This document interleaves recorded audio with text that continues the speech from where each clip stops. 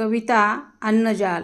निसर्गात सर्व सजीव आणि निर्जीवात परस्पर संबंध असतात.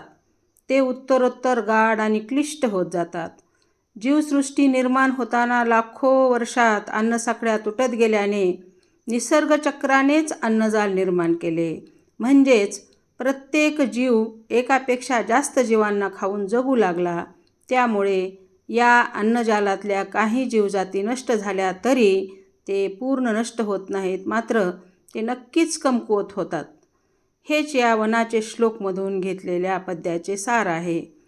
तर आता अन्नजाल ही कविता मी सादर करत आहे. कवी आहेत हर्ष सदाशिव परचुरे. कडी सजोडोनी दुजा कडीला, मनुष्य बनवी तसे साखळीला. जरी तोडले त्यात मधल्या कडीला, तरी भंगुनी जाई संपूर्ण माला. पहा कसे कोळी विणतात जाळे, धाग्यास एका बहु जोडलेले. बहुतास त्या जोडलेले कित्येक, बिघडते नजरीही तुटले अनेक. बिघडते नजरीही तुटले अनेक.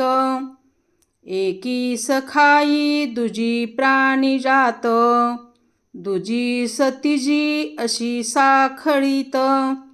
जर का दुजी जात मेली समस्त, उभी साखळी होऊनी जाय नष्ट. उभी साखळी होऊनी जाय नष्ट.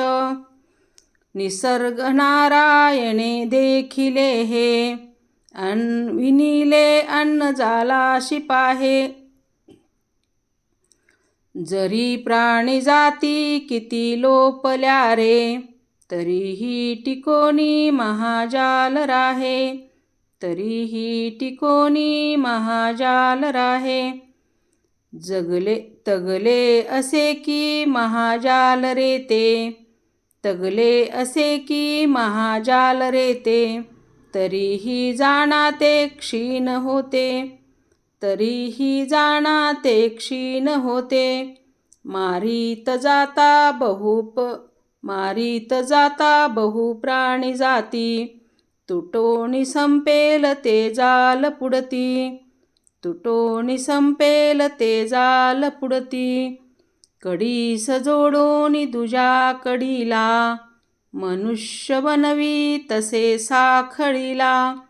जरी तोडिले त्यात मधल्या कडीला, तरी भंगुनी जाई संपूर्ण माला.